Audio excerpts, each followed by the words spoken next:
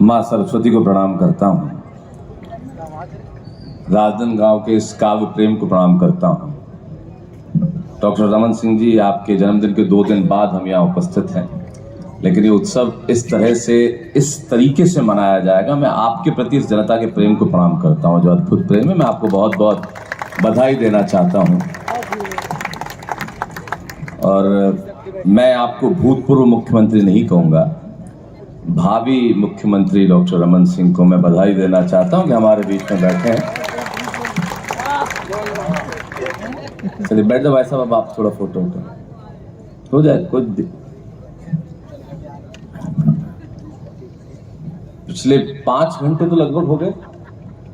5 घंटे से 25-30 हजार लोग एक साथ, और एक भी व्यक्ति ऐसे गया नहीं। ये हिंदी कविता की ताकत है साहब। यकीन मानिए, इस देश में बड़े से बड़े फिल्म स्टार की 300-400 करोड़ की फिल्में बनती हैं।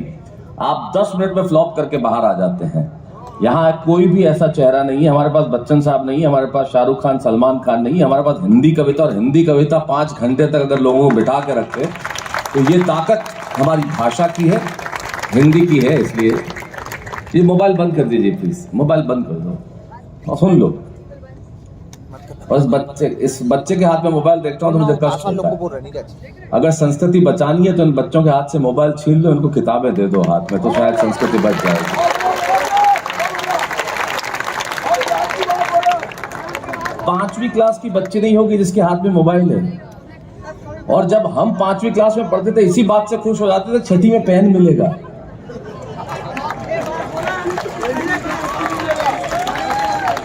पैंट पहनने को मिलेगी, हाफ पैंट में घूमते थे। मत मोबाइल, और रिकॉर्ड करके करेंगे भी क्या आप लोग? अपलोड देख लीजिए। देखिए, मैं मोबाइल का विरोध नहीं हूँ डॉक्टर रमन सिंह साहब, क्योंकि हम सब लोग इसका इस्तेमाल करते हैं, लेकिन हम समझ ही नहीं पा रहे कि हम इससे क्या भूल रहे हैं और क्या खो रहे हैं। हमें पता ही नहीं है। हम लोग इतने संवेदनहीन हो गए। अभिषेक के किसी का एक्सीडेंट होता है तो हम रिकॉर्ड करने लगते हैं, बचाते नहीं है। पिछले दिनों में एक वीडियो देख रहा था, कहीं आग लगी एक बिल्डिंग में, लोग कूद रहे थे जान बचाने के लिए, लोग वीडियो बना रहे थे। उस समय में हम फायर ब्रिगेड को फोन कर सकते थे, पुलिस को फोन कर सकते थे। हम समय नष्ट कर रहे थे, हमने सोचा ही नहीं कि हम क्या खो रहे हैं। और आपने, मोबाइल ने सब कुछ ले लिया आपका। आप समय इस पे देखते हैं, इसने घड़ी छीन ली। आप तारीख उस पे देखते हैं, इसने कैलेंडर छीन लिया। आप हिसाब उस पे करते हैं, इसने कैलकुलेटर छीन लिया। इसने हमारे रिश्ते और बच्चे छीन लिए। और मुझे देखने का आनंद का एक क्षण बचा, ऐसे तो बचा लीजिए। इसलिए इस मोबाइल को जेब में रख लीजिए। मैं चाहता हूं,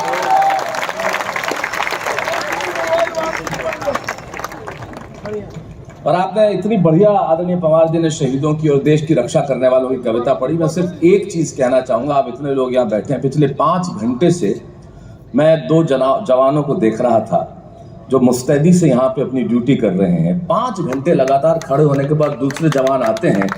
आप देखिए, ये हिले भी नहीं। ये देश के रक्षक हैं, इन्हें खड़े, इनके लिए जरा एक बार जोरदार तालियां बजाइए जो 5 घंटे से यहाँ पे खड़े हैं। हमें इस वर्दी का सम्मान करना चाहिए। आइए, मैं ओज का कवि नहीं हूं, आदरणीय हरिओम पवार जी ओज के कवि हैं। ओज मेरा विषय नहीं है, लेकिन मैं सिर्फ एक पंक्ति कहना चाहता हूं शहीदों के नाम। मैंने जीवन में इससे बेहतर कुछ नहीं लिखा।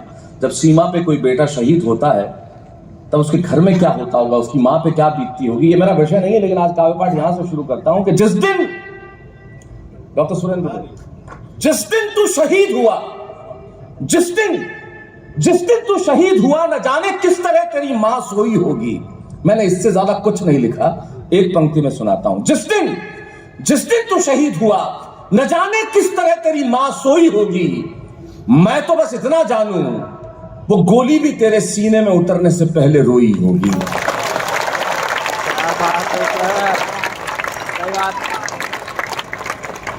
और जब देश की रक्षा को ऐसे जवान मुस्तैद हो तो हमें चिंता करने की आवश्यकता नहीं है। देश की सीमाएं सुरक्षित हैं, हम लोग सुरक्षित हैं। और जैसा कि आपने देखा, अब तो देश के लाल किले की प्राचीर पे एक ऐसा व्यक्ति बैठा है जो बोलता है तो सारी दुनिया सुनती है, और जब वो बोलता है तो सारी दुनिया झुकती है। तब मैं कहना चाहता हूँ, ये देश खड़ा होकर ये भाषा बोलते। मेरी 4 पंक्तियां डॉक्टर हरिओम पवार को समर्पित करता हूँ। ये उनका विषय है, इसलिए मैंने इस विषय में कुछ लिखा नहीं, लेकिन समर्पित करता हूँ। मैंने कहा कि हमारे इरादे विध्वंसक नहीं है। सचमुच हमारे इरादे विध्वंसक नहीं है, हम लोगों ने कभी विध्वंस नहीं किया।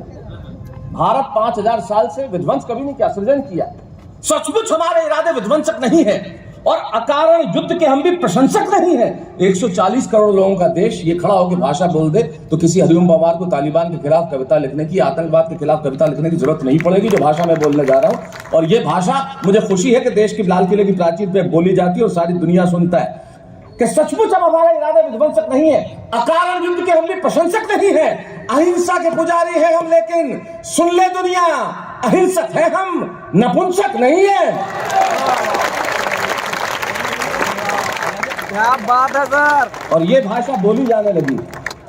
हालांकि पवार जी, आप कह रहे थे पाकिस्तान चरणों में आ जाएगा, क्या करेंगे उसे चरणों में लाके? हमारी एक खाली मिसाइल वहां गई थी जिसमें प्रधानमंत्री को डायरिया हो गया था और वहां के प्रधानमंत्री ने हमारे गृह मंत्री जी को 4 बार फोन किया। आप तो उपाध्यक्ष पार्टी के, आप जानते होंगे, इन्होंने उठाया ही नहीं।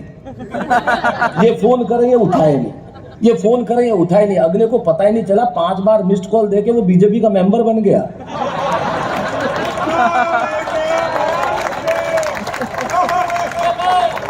अब उस पाकिस्तान की हम क्या चिंता करें? और जब तक ये 2 हमारे बैठे हैं ऊपर, जब तक ये 2 बैठे, आप चिंता मत करना। थोड़े दिन में स्कूल के मॉनिटर भी बीजेपी के हो गए, आप चिंता ही मत करो।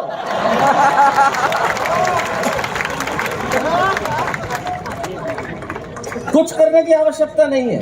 और क्या अमेरिका की औकात? जो बाइडेन दुनिया के चाहे जितने परमाणु बम बना ले, चाहे जितनी मिसाइल बना दे, चाहे जितनी दादागिरी कर ले, उसको कहना हिम्मत है तो एक बार आ और रायपुर से दुर्ग सड़क तक आके दिखा तू एक बार। बहुत खूब सर, बहुत खूब। क्या बात है।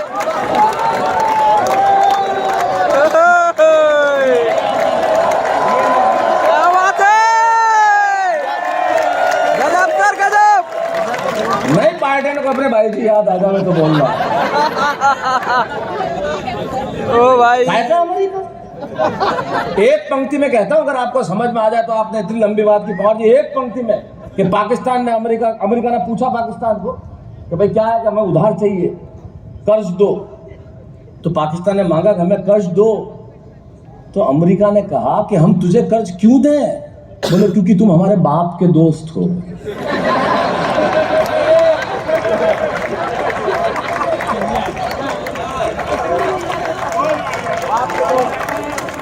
मैं ऐसी लंबी बातें करूंगा ही नहीं, मेरे से हो ही नहीं सकती है लंबी लंबी बातें। मेरे बाप से नहीं लिखी जाए कभी। डॉक्टर साहब, मैं राजस्थान का आदमी और आप तो राजस्थान के समधी हैं, तो आप तो मेरे भी समधी हुए। कोटा से आप बेटी लेके आए, बहू लेके आए हैं, तो आप हमारे भी समधी हुए। और मैं जोधपुर का हूं। जोधपुर में रावण को जो है दामाद मानते हैं, क्योंकि मंदोदरी जो है वो जोधपुर की थी। जोधपुर में रावण को दामाद मानते हैं और सारे देश में दामाद को रावण मानते हैं। आप कुछ नहीं कर सकते।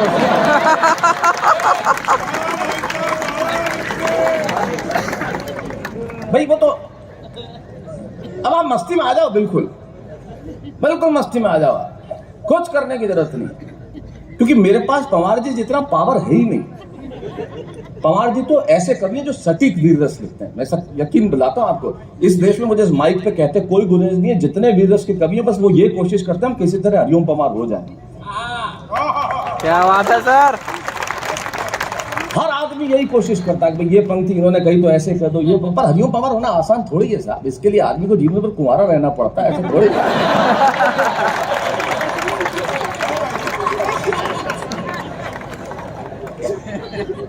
मस्त। अरे रख देना भाई, मोबाइल करेगा क्या इसका? करना तो काचा बादाम ही है तेरे को।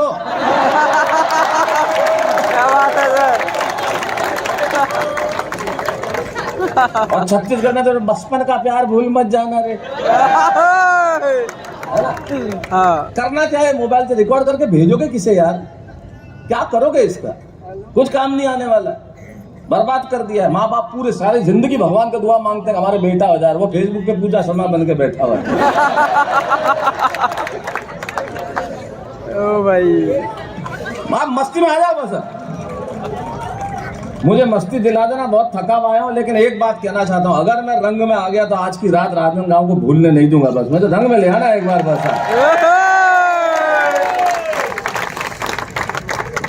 है जी, है तुम्हारी आवाज तो निकल नहीं रही है। उम्र देखो तुम्हारी, और इस उम्र में ऐसा चरित्र, और वो भी रमन सिंह जी के पीछे बैठ के। कुछ तो शर्म करो यार। ये आपने बहुत आजादी दे रखी है रमन सिंह जी आपने। अच्छा झुका के मम्मी जी, ताकि पास में बीवी दे। अब घर जाना तुम, यही बैठी, अभी कहेंगे इनको कि रास्ते में आयोडेक्स खरीद लेना। हाँ तो ये कहेंगे चोट तो लगी नहीं, बोले घर तो चलो, हो जाएगा थोड़ी देर में। तो मस्त रख दे बेटा, मोबाइल रख दे, मस्त रहे। ये मोबाइल है तो झूठ बोलने वाली मशीन। डॉक्टर साहब मैं आपको एक बताता हूँ, ऐसा ऑब्जर्वेशन आपको जिंदगी में कोई नहीं बताएगा। मोबाइल पे अचानक कोई पुरुष का स्वर बात करते हुए मीठा हो जाए तो समझ लो सामने स्त्री है जो उसकी नहीं है। अचानक हेलो या नहीं आई वांट या मिलते हैं ना। वरना खुद की बीवी से डॉक्टर साहब जब आदमी बात करता है, ये ऑब्जर्वेशन आपको कोई नहीं बताएगा, जब खुद की बीवी से बात करता है तो एक ही बात पूरी बोलता ही नहीं, पूरा सेंटेंस तो कभी बोलता ही नहीं, एक ही शब्द बोलता है, वो भी दो दो बार। हेलो हेलो, हाँ दुकान पे खा लिया, फोन रख।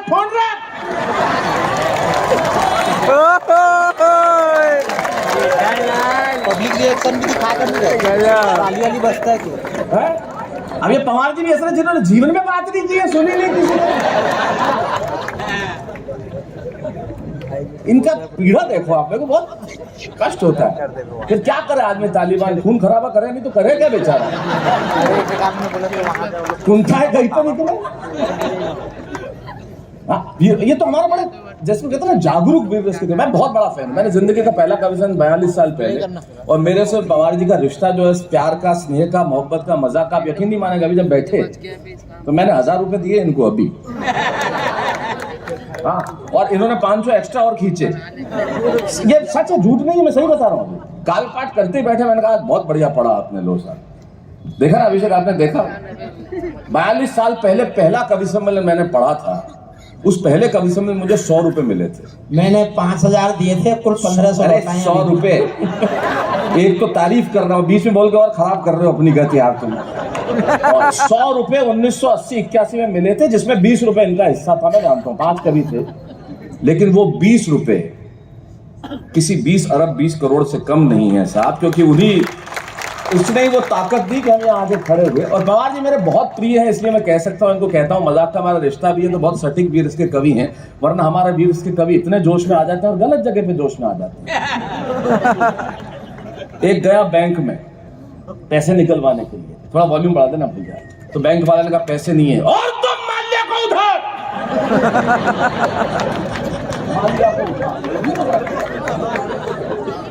वीरस का कवि था, जोश में आ गया, और तुम माल्या को उधर। अच्छा माल्या, क्लास में बच्चे ने पूछा कि माल्यार्पण किसे कहते हैं? बोले सरकारी बैंक जनता का माल लेके जो माल्या को अर्पण कर देते हैं उसे माल्यार्पण कहते हैं। तो गया बैंक में, तो शंभू ध्यान रखियो तू, हाँ सारी दुनिया की याद करते घूमता है तू। शंभू को पहली बार टेलीविजन पे मैंने कविता पढ़ाई थी, अब हमारा स्टार हो गया है ये, और बहुत अच्छा पढ़ रहा है। बस इतनी सी बजी तेरे लिए। आप बजी जोर से। एक तो ये दोनों बैठे हैं इधर, मतलब समबाहु विषम बाहु। जब मैं स्कूल में पढ़ता था मैं हमेशा समझता था समबाहु विषम बाहु राक्षसों के नाम है।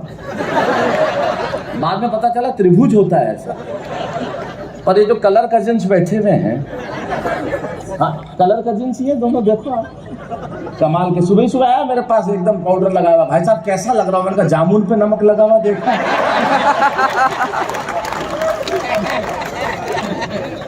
और भाई साहब और कुछ करो ना करो, डॉक्टर साहब हमारे टाइगर के लिए काम जरूर करना। मुख्यमंत्री राहत कोष तो रहता ही है, अब भी होगा। टाइगर के घुटने का ऑपरेशन करा देना है, बहुत जरूरी है। सुरेंद्र दुबे हमारे बड़े प्रिय हैं, इससे बात करता तो गए बैंक में गए, विवश का कभी जोश में आ गया अचानक, उनका पैसे नहीं है। क्लर्क ने कह दिया और तुम माल्य को उधार। अरे बोले बैंक में पैसे तेरे खाते में नहीं, निकल यहां से।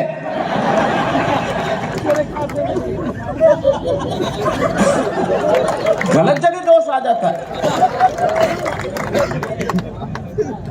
गलत जगह जोश आ जाता है। अब रात को 2 बजे वीरस का कभी उठा, आप दोनों रक्षा में ही खड़े हुए हो ना।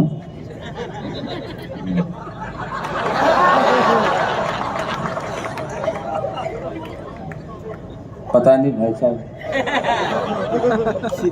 इनको देख के आदमी डर उड़ जाए। कटप्पा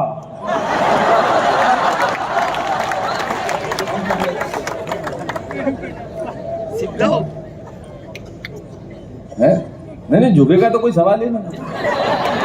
अपना डायलॉग है, शंभू शिखर ने कहा झुकेगा नहीं साला जब तक नोट नहीं गिर जावे, उसके बाद तो बाप भी झुकेगा, पैसा है। क्या करूं, रात को 2 बजे पवार जी ऐसे ही आपके जो नकल करते ना वैसा वीरस में कभी रात को 2 बजे मुझे लकवा हो गया, बीमारी भी वीरस में, मुझे लकवा हो गया। बीवी ने लाइट खोली, दिए